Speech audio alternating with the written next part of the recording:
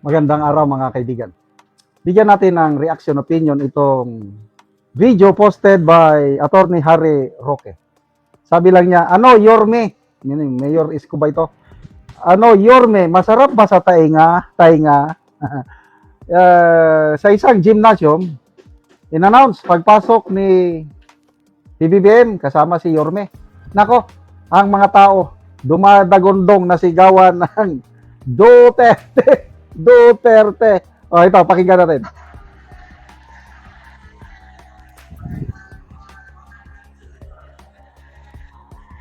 Yun. Yun.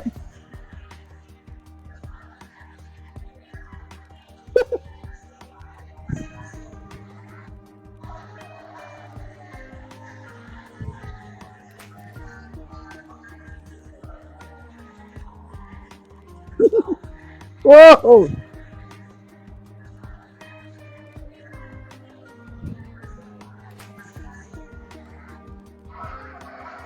Grabe ano? Mga tao, sumisigaw ng Duterte, gumagano naman siya. Ano naman? Pakapalan na nga talaga ng mukha. Sa Jensen, ganun din. Sinisigawan ng mga tao doon, BBM! Ibalik ang pera! Sumisigaw ang mga tao sa Jensen eh. I think except siguro sa Ilocos. Metro Manila, Visayas. Kasi, ang mga surveys, si VP Sara, masyado siyang malakas sa Mindanao, Visayas, and Metro Manila.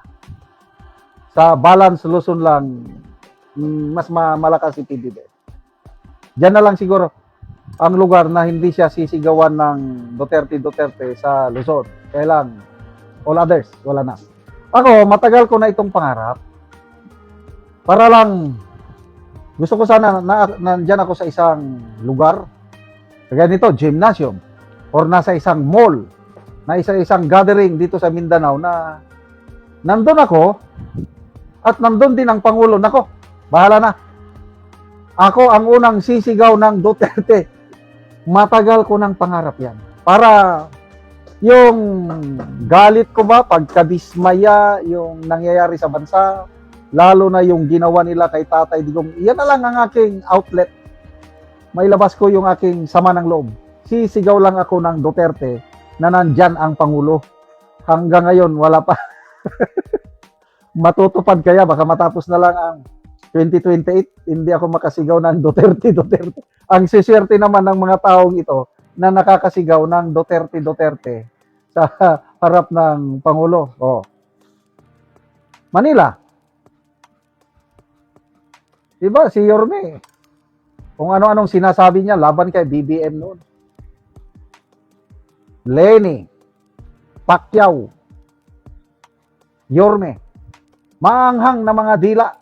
Salita ang binitawan nila nung election 2022. In fairness, si Lacson lang ang hindi niya binibirahan si PBBM.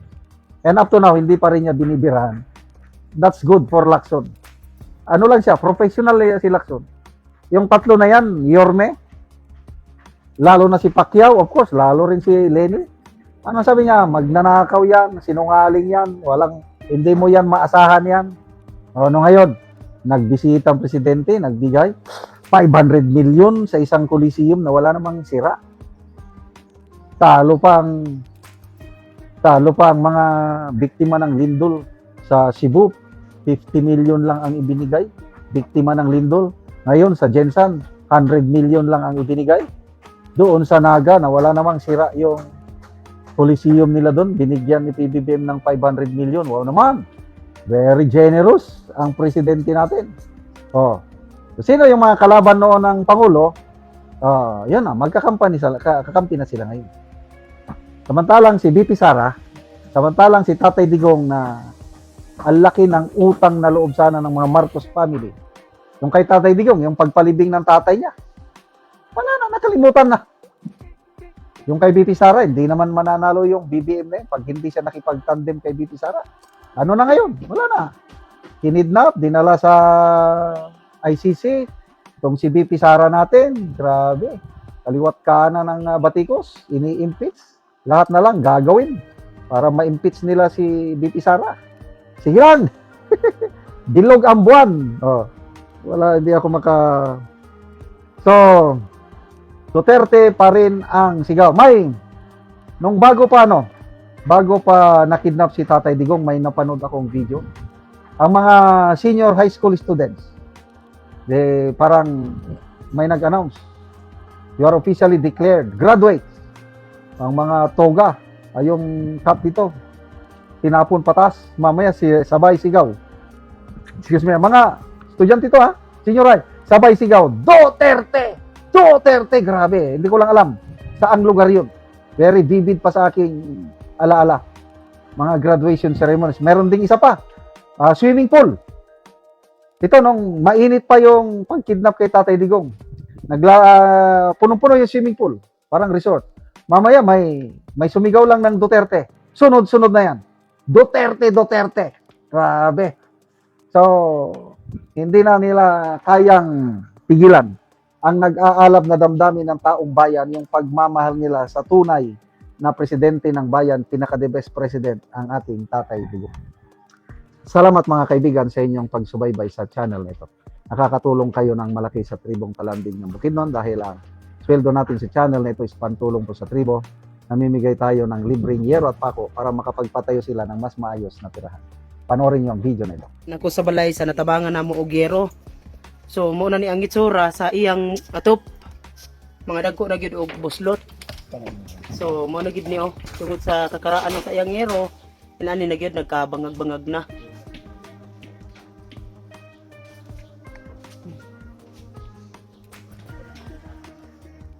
So karon mo na ni ang yero nga among gihatag. So katop na gid siya karon.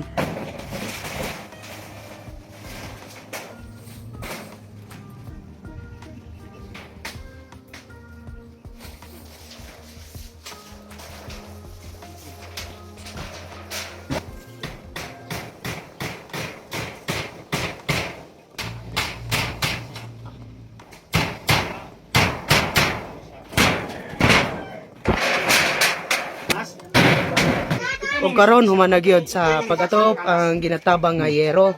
So makita gyud nato nga nakatop na sila sa ilang bag-o nga balay. Oo, sa nagtabag og ilwe ba.